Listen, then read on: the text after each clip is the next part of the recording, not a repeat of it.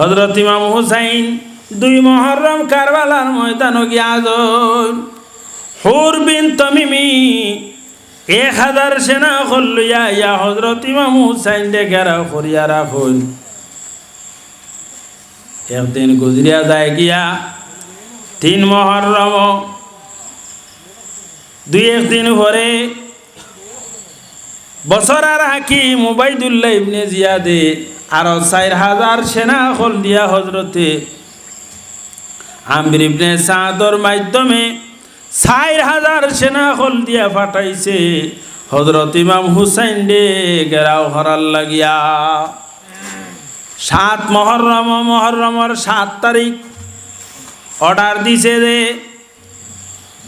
আহলে বাইতুল লাগি ফুরাত নদীর জল বন্ধ করার লাগিয়া। ফুরাত নদীর জল এরারে এমন স্থানের মধ্যে নিয়ে আশ্রয় দেও যাতে এরা কোনো পানি পায় না, পানি পিতে পারে না। ফুরাত নদীর রাস্তা এরা যেন যাইতে পারে না, পানি আনতে পারে না।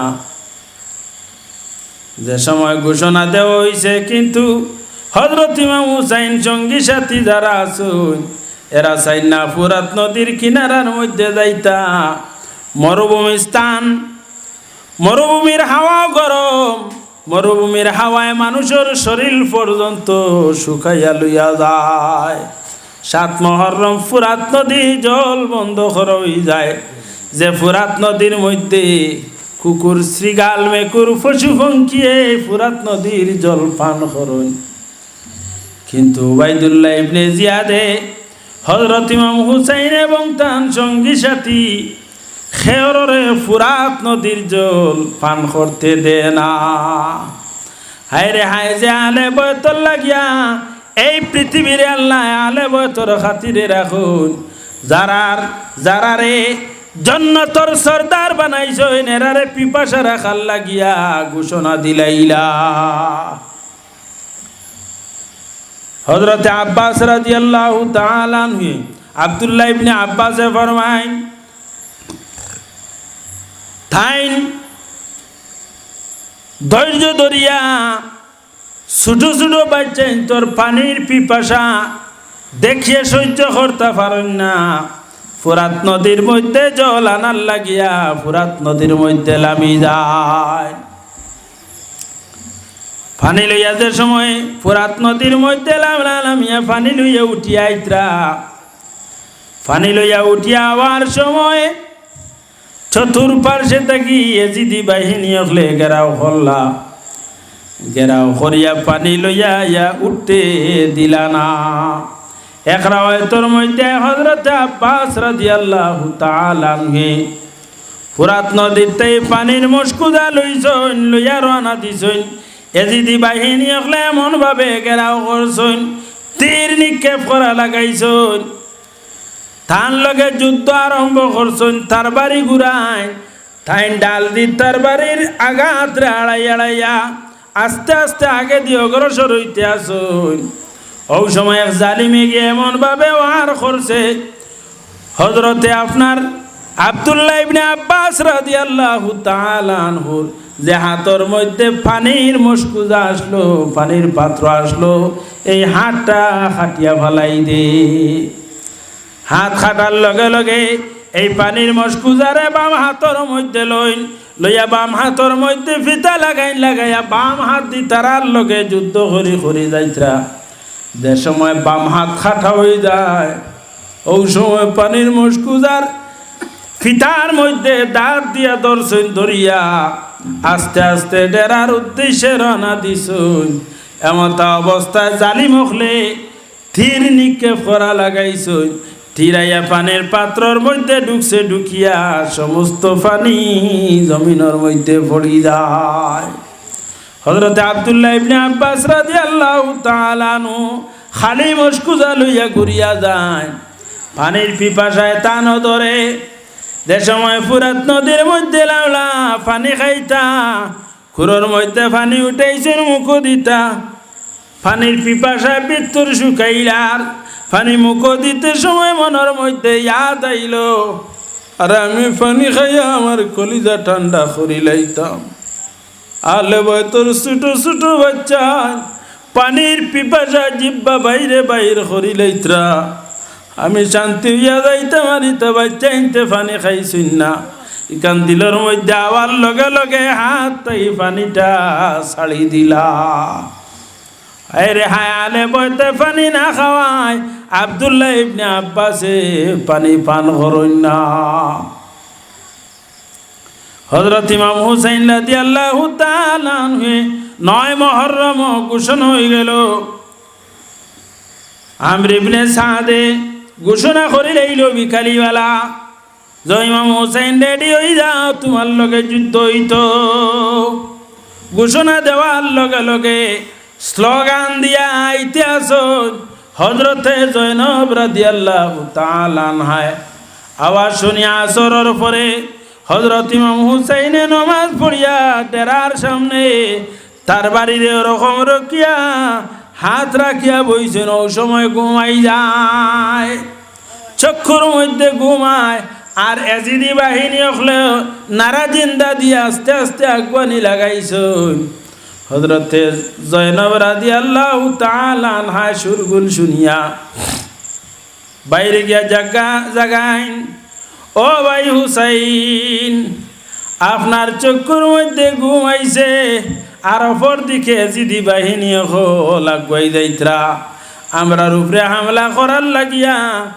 ও সময় হযরত ইমাম হুসাইনে 20 জন সোয়ারি ফাটাইছেন ফাটাইয়া কইলা তারা রেখো কোন কারণে তারা আগুয়াইত্রা যে সময় গেছেন যাওয়ার পরে কইলা না যুদ্ধর ঘোষণা হয়ে গেছে হয় তাই নেজিদর হাতর মধ্যে বইটা মানি লাগবে নতুবা যুদ্ধর লগে তৈয়ার হইয়া বাহির হয়ে যা কুয়া হইলাতে আমরা খবর হইয়াই একজন ঘুরে আইছেন বাকি গুরু হনর হইছেন হযরত ইমাম হুসাইন ইয়া কইলা তারা যুদ্ধের উদ্দেশ্যে আই যাইত্রা হযরত ইমাম হুসাইনে ফরমাইন হ্যাঁ মানি লইলাম যুদ্ধ হইব তবে একটা দিন আমি তারার কাছে চাইয়ার আজকের দিন গত হইয়া সামনে যে আজকে বর্তমান রাত যেটা এইটা হইল গিয়া আশুরার রাত হযরত ইমাম হুসাইনে ফরমাইন সামনে আশুরার রাত একটা রাত আমার ইবাদত করার সময়টা সুযোগ কা দেখুয়া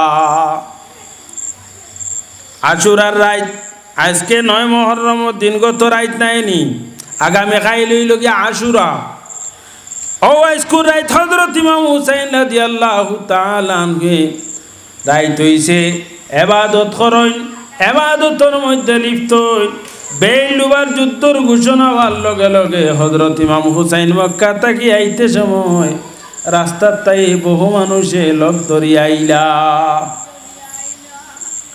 মায়াতে মহব্বত দেখাইয়া বহু মানুষ লোক ধরি ধরি যে সময় আয় হযরত ইমাম হুসাইন ডেরার মধ্যে যান গিয়া জানাই ও আমার মহব্বতের মানুষ সকল তোমার তানোর উপরে আমি সাক্ষী আছি কাল কিয়ামতের ময়দান আমি সাক্ষী দিব তুমি তাই না আমার মায়া মহব্বত দেখাই আইছো কাল কিয়ামতের ময়দানও নানা দানোর সঙ্গে করিয়া সুপারিশ করিয়া তোমার তানরে লইয়া বেহেশত যাইব তোমার তানোর উপরে খুশ আছি তবে জানিয়া না আগামী কালকে সূর্য উদয় হওয়ার লগে লগে যুদ্ধর ঘোষণা হয়ে গেছে গিয়া যুদ্ধ হইব জানিয়া না হয়তো আমি শহীদ হয়ে যাইতাম পারি তুমি তাই বাড়িয়ে করে যাও গিয়া আমার শহীদ হরই দিব ইকানা তাকিয়া আমার সঙ্গে রইয়া তুমি তাই দুঃখ পাইবাই তুমি তাই বাড়িয়ে করে যাও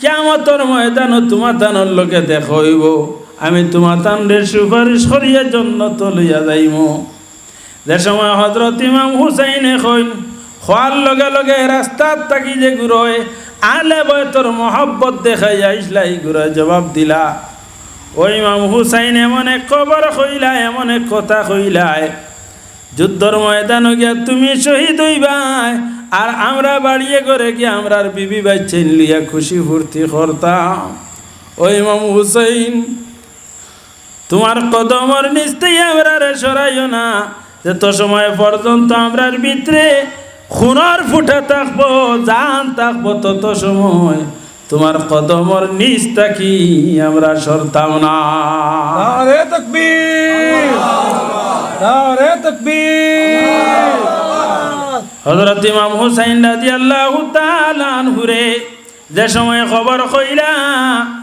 বলে ইমাম হুসাইন তোমার উপরে তুলোর ছিটা পড়তে দিতাম না যত সময় পর্যন্ত আমরার ভিতরে জান থাকবো আমরারে আপনার কদমর নিস্তাই কদমর কিনারাতে সরাইও না।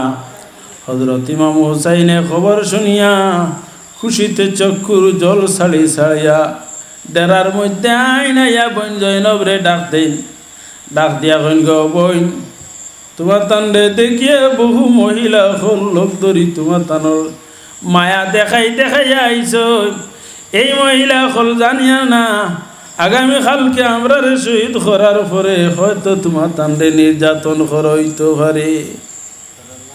তোমার তানোর মায়ার কারণে তোমার তানোর লোকে করিয়া যাতে এই মহিলা হল নির্যাতিত হইন না এরা ডেরার মধ্যে যাও কি আর আরে বিদায়টা দিয়াও যে এরা বিদায় লইলা কুয়া যদি খাওয়ার কোনো সোয়ারির অসুবিধা হইয়া থাকে সোয়ারি পাই না তা আমার সোয়ারি আছে এই সোয়ারি লইয়া যাও উঠা সই না হলে বয়ে তোর একজন লগে করি লইয়া যা কুয়া বাড়িত পৌঁছাইয়া গিয়া সোয়ারি লইয়া ঘুরিয়া আইবা সমস্তর কাছে গিয়া খবরটা পৌঁছাইয়াও।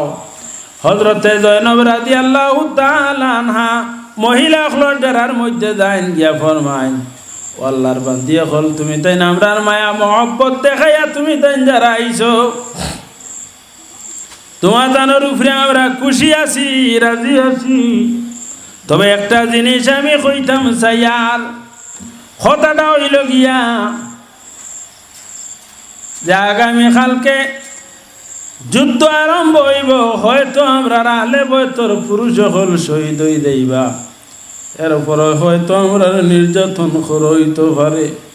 ও আল্লাহর বান্দিয়া হল তোমার তানোর উপরে আমরা খুশ কাল কিয়ামত ময়দান আমরা যে সময় বেহেশত যাইমু তোমার তান্ডের সঙ্গে করি আমরা বেহেশত লইয়া যাইমু।